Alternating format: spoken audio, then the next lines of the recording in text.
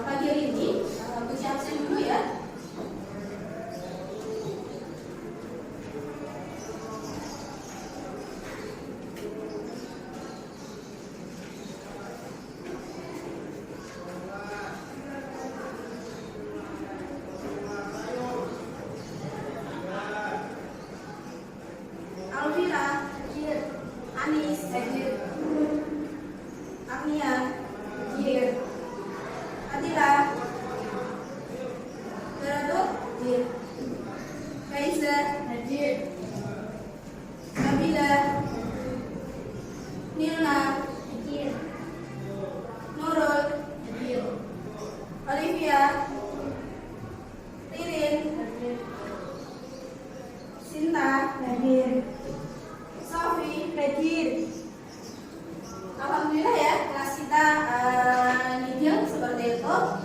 Pada bagian ini, ketika ujian yang masuk kelas, pasti tahu kan, hari ini kita akan belajar mata pelajaran apa?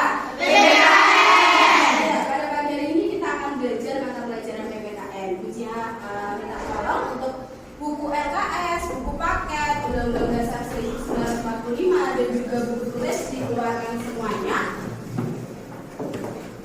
Sudah dikeluarkan?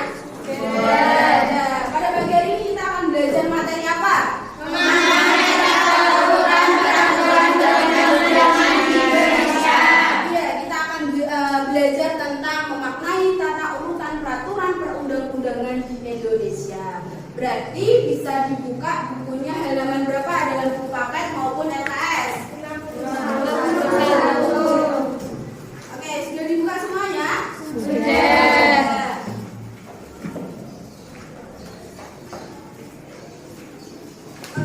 Semuanya ujian minta untuk berdiri, kita menyanyikan lagu nasional terlebih dahulu. Semua sudah berdiri? Sudah siap? Siap.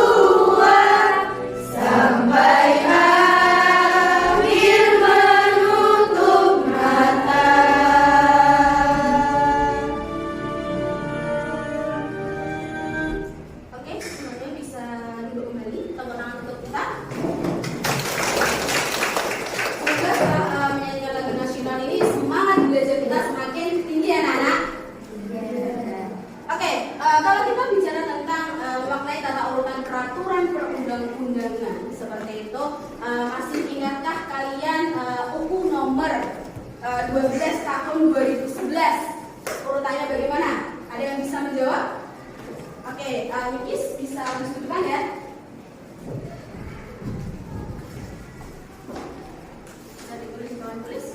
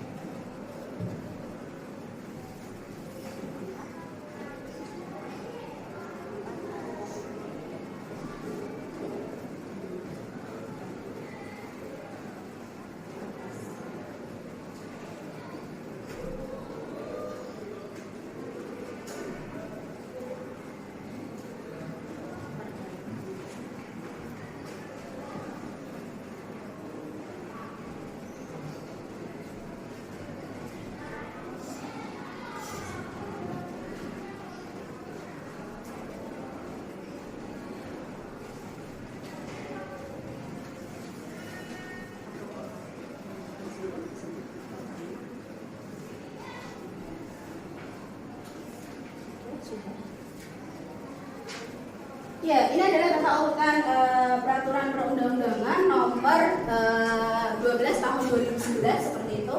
Sebelumnya ada undang-undang nomor berapa ya yang berisi tentang tata urutan peraturan perundang-undangan?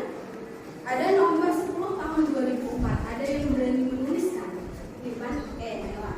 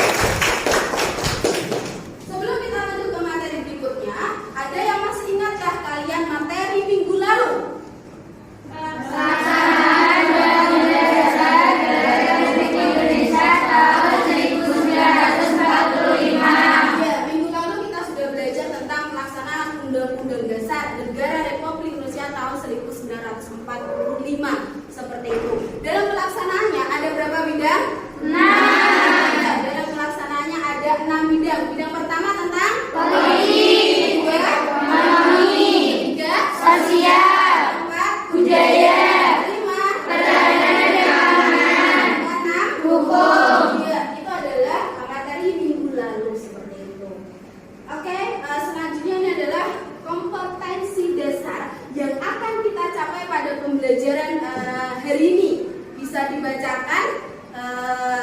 Pipit. 1.3 Bersyukur kepada Tuhan Yang Maha Esa untuk nilai dan semangat kebangkitan nasional 1908 dalam perjuangan kemerdekaan Republik Indonesia. 2.3 Menunjukkan sikap disiplin dalam menerapkan aturan sesuai dengan nilai-nilai yang terkandung dalam tata urutan peraturan perundang-undangan nasional. 3.3 Memahami tata urutan peraturan perundang-undangan dalam sistem hukum nasional di Indonesia. 4.3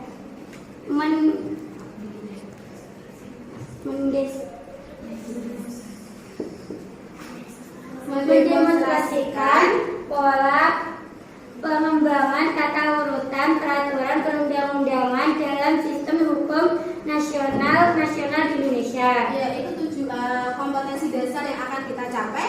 Setelah ini adalah tujuan pembelajaran yang akan kita capai pada pembelajaran pagi hari ini. Bisa dibacakan Tami. Aspek efektif. Setelah mengikuti proses pembelajaran peserta didik diharapkan mampu menunjukkan rasa syukur kepada Tuhan Yang Maha Esa atas tata urutan peraturan perundang-undangan di Indonesia dengan sungguh-sungguh. Setelah mengikuti pembelajaran peserta didik diharapkan mampu menunjukkan sikap menghargai dan tata urutan peraturan perundang-undangan di Indonesia dengan percaya diri. Aspek kognitif.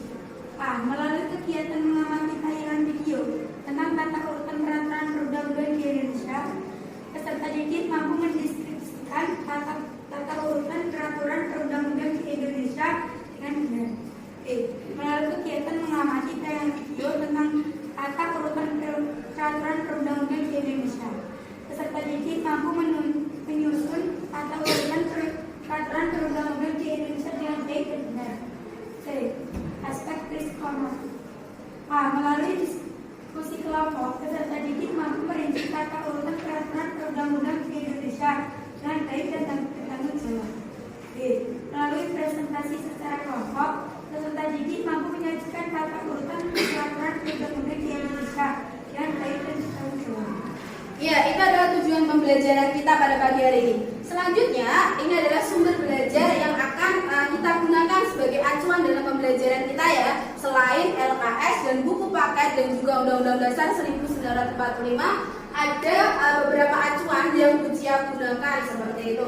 Dan Bujia juga mengambil dari jurnal, YouTube maupun internet seperti itu. Paham anak-anak? Selanjutnya adalah asesmen penilaian yang akan Bujia gunakan itu melalui penilaian sikap yang akan Bujia gunakan untuk menilai dan akan Bujia lakukan secara observasi seperti itu.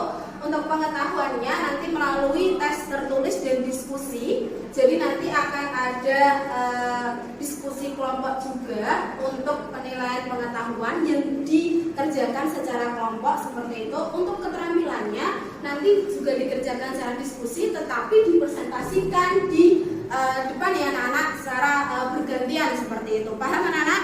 Kalau paham, kita ke materi berikutnya. Bisa diperhatikan slide yang ada di depan. Sudah diperhatikan semuanya? Sudah? Kita menuju slide berikutnya. Ada sebuah pertanyaan. Apa informasi yang kalian peroleh saat mengamati gambar di atas? Ya, aturan-aturan berlalu lintas boleh dan tidak dilakukan ketika berlalu lintas seperti itu. Jadi, apakah sudahkah kalian mematuhi peraturan berlalu lintas yang ada di jalan raya? Sudah. Jadi kalau menyeberang harus melalui zebra. Ketika mengendarai motor harus menggunakan helm. Anak-anak pintar. Tepuk tangan untuk kalian.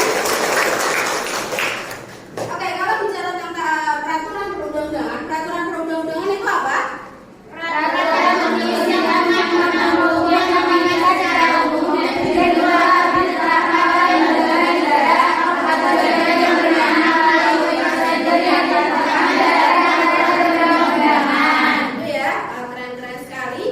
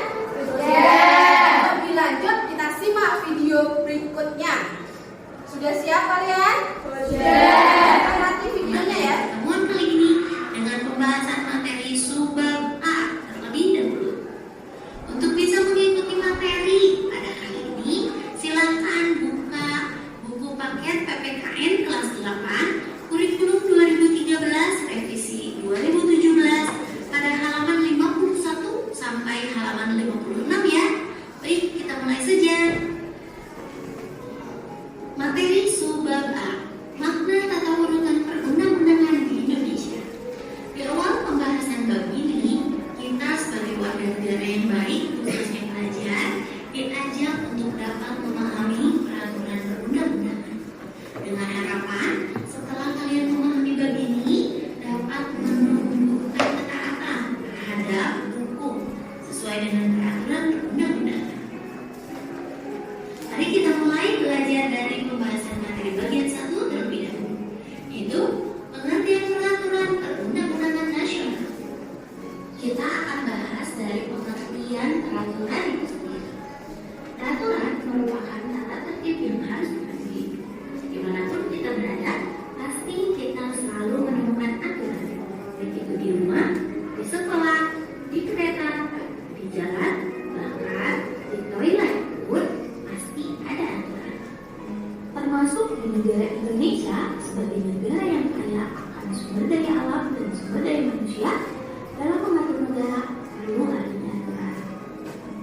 Di mana penerapan peraturan-peraturan tersebut sesuai dengan Undang-Undang Dasar Negara Republik Indonesia tahun 1945 pada pasal 1 ayat 3 yang berbunyi bahwa negara Indonesia adalah negara hukum. Adapun tujuan diadakannya aturan tersebut adalah untuk menciptakan keamanan dan ketertiban. Dari penjelasan tersebut, mari kita bahas pengertian peraturan perundang-undangan nasional. Peraturan perundang-undangan nasional menurut Undang-Undang Nomor 12 Tahun 2011 merupakan peraturan tertulis yang memuat norma hukum yang mengikat secara umum, dibentuk dan ditetapkan oleh lembaga negara atau pejabat yang berwenang melalui prosedur yang ditetapkan dalam peraturan perundang-undangan.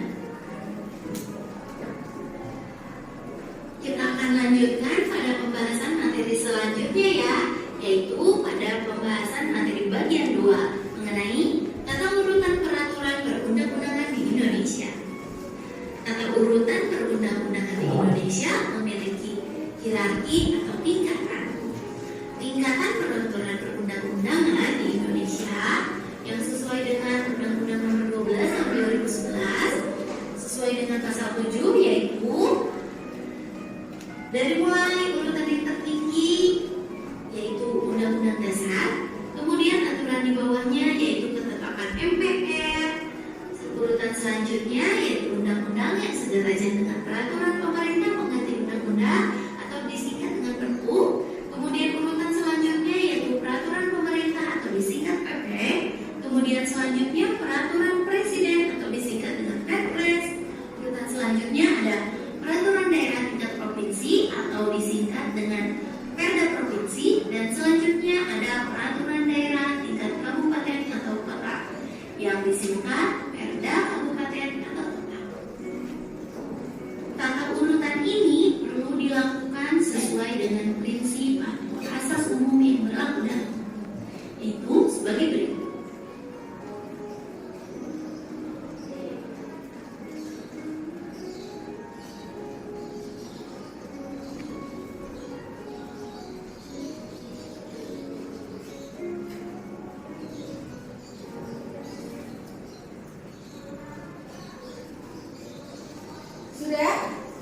Sudah mengamati semuanya? Sudah. Sudah. Adakah yang bertanya tentang video yang sudah Bucia tampilkan seperti itu? Oke, Kartini. Dari video di atas katanya tujuan aturan. Apakah tujuan aturan itu? Oke, ada yang bisa menjawab pertanyaan? Oke, Lintang. Untuk menciptakan keamanan dan ketertiban dalam masyarakat. Iya, jadi tujuan aturan untuk apa, Nana?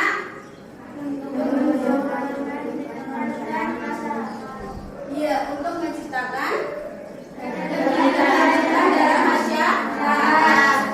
Coba sekarang kita bayangkan di dalam negara Indonesia ini tidak ada aturan, apa yang terjadi?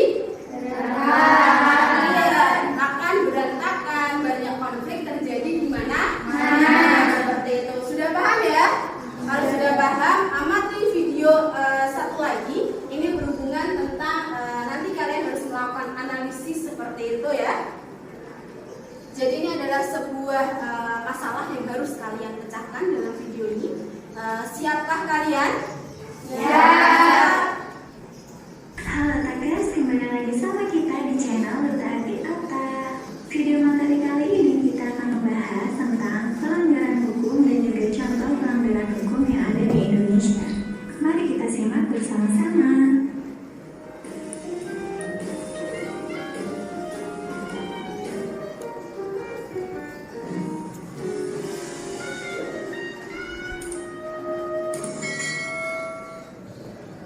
Sebelumnya kita bahas dulu ya apa itu pelanggaran hukum. Jadi, hukum sendiri adalah aturan yang mengandung pertimbangan kesusilaan yang ditujukan pada tingkah laku manusia dalam masyarakat dan menjadi pedoman bagi penguasa negara dalam melakukan tugasnya. Sedangkan untuk arti pelanggaran sendiri adalah secara sengaja atau lalai melakukan perbuatan atau tindakan yang bertentangan dengan ketentuan-ketentuan peraturan perundang-undangan. Jadi, pelanggaran hukum adalah tindakan seseorang atau sekelompok yang melanggar aturan dan tidak sesuai dengan hukum-hukum yang berlaku. Pelanggaran hukum itu adalah bentuk pembangkangan terhadap hukum yang berlaku. Dan pelanggaran hukum itu bisa terjadi karena dua hal, yaitu pelanggaran yang oleh si pelanggar sudah dianggap sebagai kebiasaan, bahkan juga sebagai kebutuhan. Jangan salah ya, saat ini banyak sekali orang yang menganggap hukum ada untuk dilanggar. Padahal maksud dari hukum sendiri bukanlah itu. Hukum dibuat dengan tujuan untuk mengatur masyarakat, bukan untuk dilanggar oleh masyarakat. Dan yang kedua adalah hukum yang berlaku sudah nggak sesuai lagi sama kondisi masyarakat yang sekarang. Hukum itu harusnya bisa menyesuaikan dengan kondisi masyarakat yang tinggal di sana. Berikut ini beberapa contoh pelanggaran hukum yang ada di Indonesia dan bagaimana upaya untuk mengatasinya. Contoh yang pertama ada aksi anarkisme. Nah, aksi anarkisme ini marak terjadi di masyarakat adalah salah satunya yaitu dalam unjuk rasa yang sering dilakukan oleh masyarakat. Aksi anarkisme tersebut dapat berupa tindakan melakukan kekerasan dalam berunjuk rasa, seperti membawa air keras, kemudian memblokade jalan sehingga terjadi kemacetan, bahkan sampai ada yang merusak fasilitas umum dan juga aksi anarkisme lainnya. Jika masyarakat mampu menghilangkan sikap anarkisme dalam setiap tindakan yang dilakukan, maka kita semua dapat berpikir dingin dalam menghadapi setiap masalah tanpa perlu membawa emosi kita. Contoh pelanggaran hukum yang kedua adalah korupsi. Di Indonesia sendiri, masalah korupsi ini sangatlah memprihatinkan, terutama di kalangan pejabat Indonesia. Korupsi ini sangat merugikan masyarakat dan sangat menguntungkan bagi pihak yang melakukan tindakan korupsi. Jadi, yang kaya semakin kaya dan yang miskin semakin miskin, sehingga malah yang dirugikan adalah masyarakat. Lantas, bagaimana sih cara penanganannya? Nah, cara penanganan ini sangatlah perlu untuk membenahi peraturan tentang tindakan korupsi yang dilakukan di berbagai instansi yang bersangkutan. Maka dengan ditegakkannya dan diperkuatkannya undang-undang tentang tindakan pidana korupsi, jadi diharapkan agar pelaku korupsi dapat jerah dan tidak lagi melakukan tindakan korupsi. Contoh pelanggaran hukum yang ketiga adalah pembunuhan. Pembunuhan ini menjadi salah satu masalah sosial di dalam masyarakat dan di seluruh dunia. Pelanggaran hukum yang satu ini bisa terjadi karena berbagai faktor, seperti diantaranya adalah dilatar belakangi oleh dendam, kemudian masalah kejiwaan, dan bisa juga karena terdesak dan juga keterbatasan. Cara-cara yang dapat dilakukan untuk masyarakat agar tidak terjadi tindakan pembunuhan adalah dengan memperdalam iman dan ketakwaan kepada Tuhan, kemudian bisa juga mengikuti kegiatan-kegiatan sosial, dan memperluas serta meningkatkan komunikasi dalam bersosialisasi. Masyarakat dan pemerintah juga dapat berpartisipasi dengan melakukan berbagai kegiatan penyuluhan kepada masyarakat mengenai pentingnya untuk mencintai sesama manusia. Contoh yang selanjutnya ada perjudian. Perjudian selain menyusahkan dan menyengsarakan rakyat. Perjudian ini Bagaimana? Sudah paham tentang video yang kedua? Sudah. Paham? Siap untuk melakukan analisis? Siap. Kalau siap, kelas ini akan ujian bagi menjadi 4 kelompok dan masing-masing kelompok beranggotakan 4 sampai dengan 5 anak ya. Oke, untuk pembagian kelompoknya bisa dilihat di slide depan. Sudah? Sudah. Kalau sudah, sekarang langsung membentuk kelompok. Setelah itu akan ujian jelaskan bagaimana cara mengerjakan LKPD-nya seperti itu. Oke, bisa langsung berdiri dan membentuk kelompok.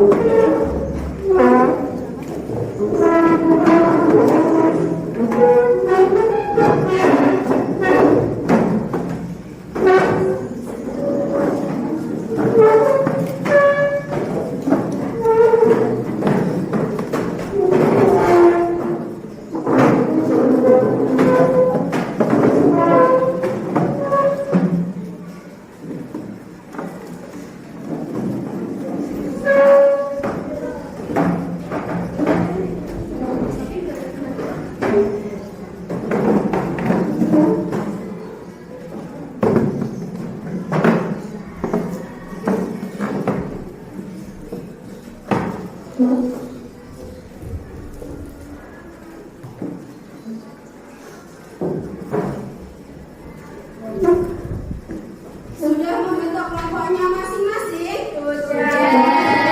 Jadi di sini Bu Cia akan menjelaskan bagaimana cara mengerjakan LKPD-nya ya. Jadi nanti anak-anak di sini Bu Cia akan membagi menjadi 2 LKPD seperti ini. Nanti LKPD pertama itu tentang video yang pertama dan yang dikerjakan secara kelompok dan dikumpulkan ke Bu Cia akan ujian nilai seperti itu. Untuk LKPD kedua ini nanti yang dikerjakan juga secara kelompok dengan kelompok yang sama dikerjakan untuk dipresentasikan di depan. Paham? Ini untuk video yang kedua tadi ya, seperti itu. Kalau sudah paham, Bu Cia bagikan sekarang ya.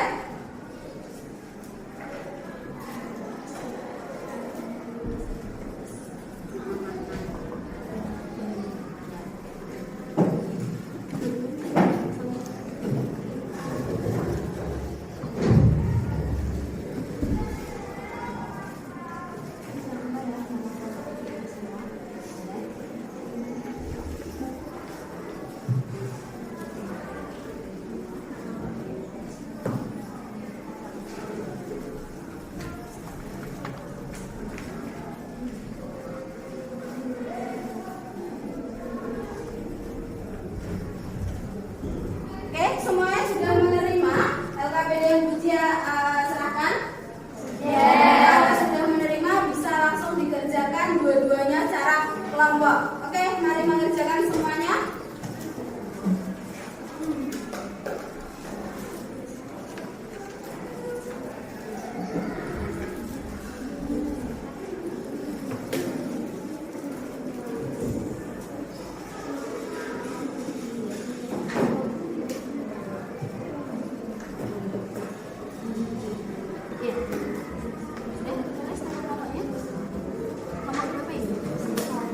Kelompok 1 bisa ditulis dan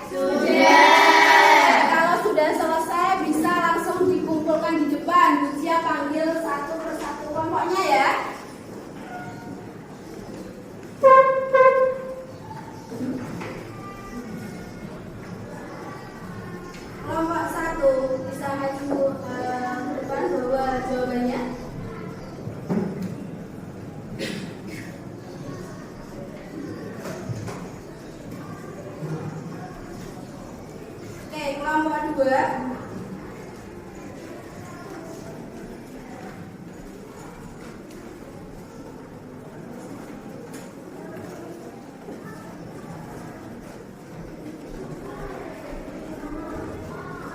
Nomor 3.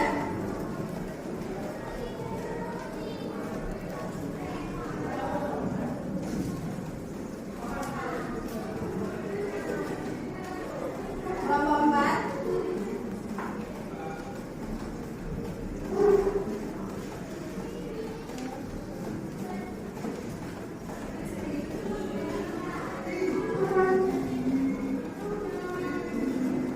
Nomor 4 kurang 1 jawabannya yuk.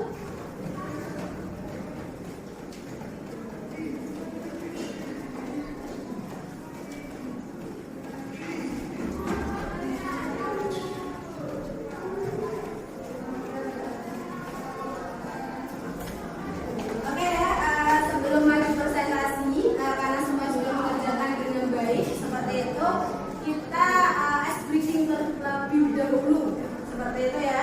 Oke, semuanya mohon berdiri untuk sebelum maju ke depan untuk presentasi ya. Siap? Siap.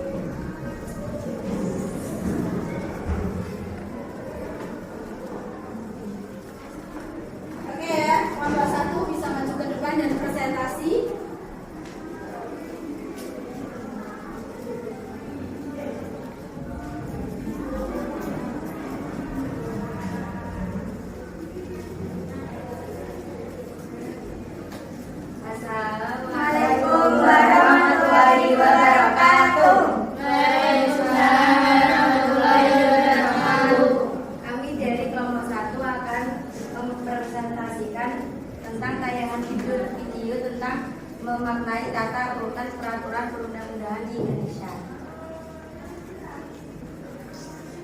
Perkenalkan, nama saya Tila Rahmawati dan saya Habib Fatul Unta Kali.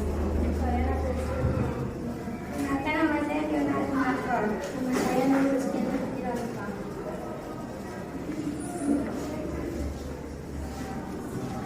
Soal nomor 1. Jelaskan pengertian pelanggaran hukum. Tindakan seseorang yang melanggar aturan tidak sesuai dengan hukum-hukum yang berlaku. 2. 2.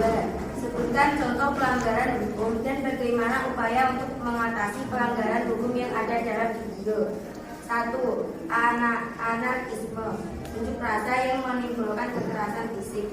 Upaya untuk mengatasinya antara lain yaitu 1. Harus bisa menghilangkan sikap anarkisme. 2. Jangan mengikuti emosi. 3. Harus bisa mengendalikan diri.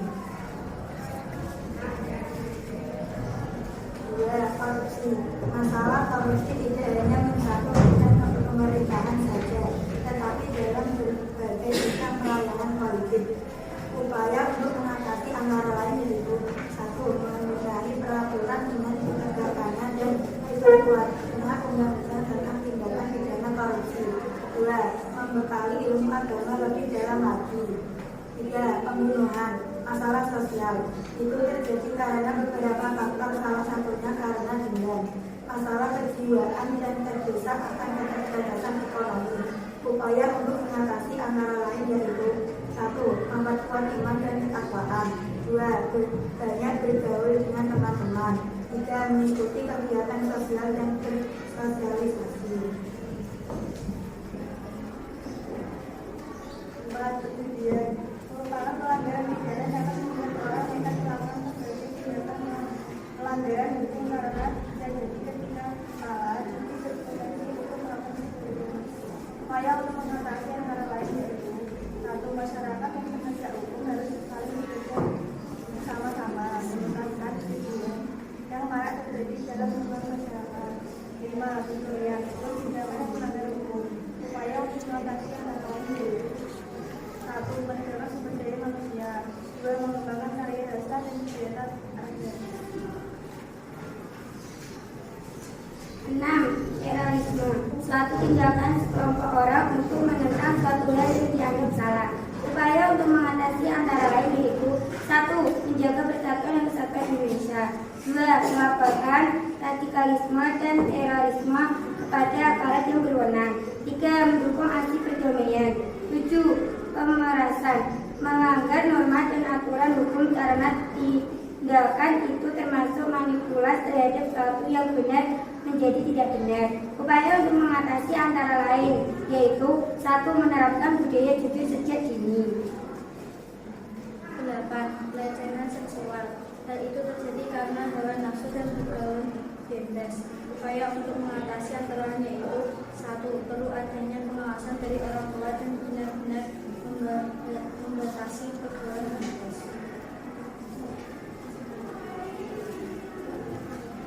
Soal nomor 3. Setelah menonton video di atas ada sikap positif yang dapat diambil. Jawaban. Sikap positif yang dapat kelompok kami ambil antara lain yaitu 1. Kami berjanji tidak akan melanggar hukum yang ada di negara Indonesia. 2. Kami akan patuh terhadap aturan hukum dalam masyarakat. 3. Dan kelompok kami akan mengajak teman-teman di kelas ini mau di lingkungan sekolah untuk patuh terhadap hukum agar sekolah menjadi lebih tertib. Oke, itu adalah presentasi dari kelompok berapa tadi? 1. Presentasi dari kelompok 1. Mungkin ada pertanyaan dari kelompok yang lain? Oke, dari kelompok berapa? 2. Dari kelompok 2. Apakah kelompok kalian pernah melanggar hukum yang ada di lingkungan masyarakat? Kalau pernah, berikan contohnya. Oke, pertanyaannya, apakah kelompok kalian pernah melanggar hukum? Kalau pernah, berikan contohnya. Dijawab ya. Sudah siap menjawabnya? Sudah. Oke, kelompok 1 siap menjawab, yang lainnya bisa mendengarkan. Sejujurnya saya dari kelompok 1 pernah. Contohnya ketika dijemput pulang dari pondok menuju ke rumah oleh ibu atau bapak dibonceng menggunakan sepeda motor, saya tidak menggunakan helm. Dan untuk kedepannya saya akan berpesan kepada orang tua saya ketika menjemput untuk membawa helm 2. Yang 1 digunakan bapak atau ibu, yang 1 nanti akan saya gunakan, sehingga saya akan patuh terhadap hukum lalu lintas. Terima kasih. Bagaimana, puas dengan jawaban dari kelompok 1, kelompok 2? Wah, sekarang ada pertanyaan lagi dari kelompok mana? Ada yang tanya? Oke, kelompok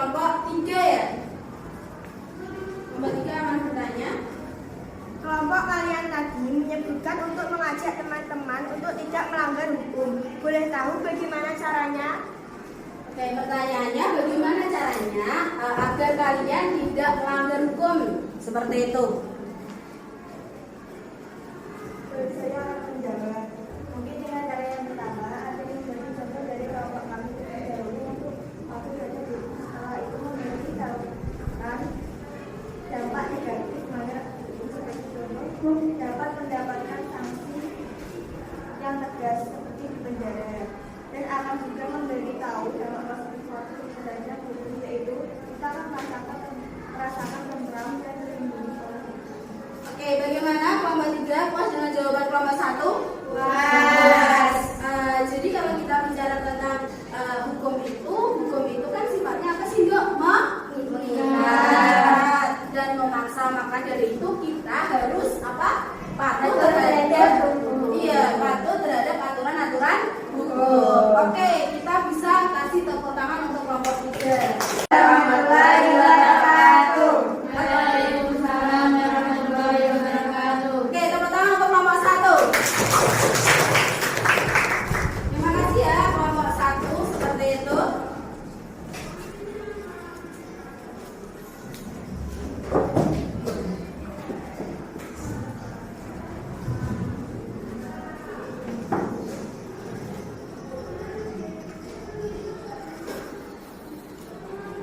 Setelah kita melakukan presentasi tadi, kita akan menyimpulkan pembelajaran pada pagi hari ini yang sudah kita pelajari. Apa sajakah pelajaran yang kita pelajari pada pagi hari ini?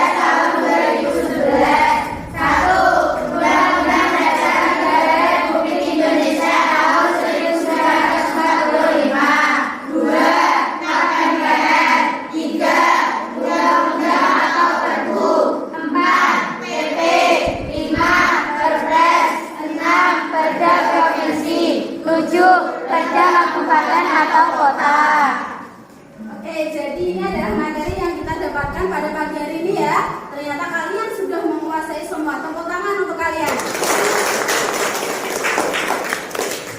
Oke, untuk pertemuan yang akan datang, Bucia akan memberikan tugas lanjutan. Tugas lanjutan adalah, bisa dibaca? Mempelajari tentang fungsi dan sifat-sifat Undang-Undang Dasar Negara Republik Indonesia tahun 1945. Setelah dipelajari, habis itu kalian mengerjakan uji kompetensi 1.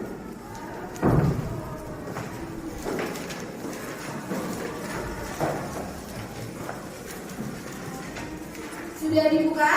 Sudah. Ya, itu untuk tugas selanjutnya seperti itu.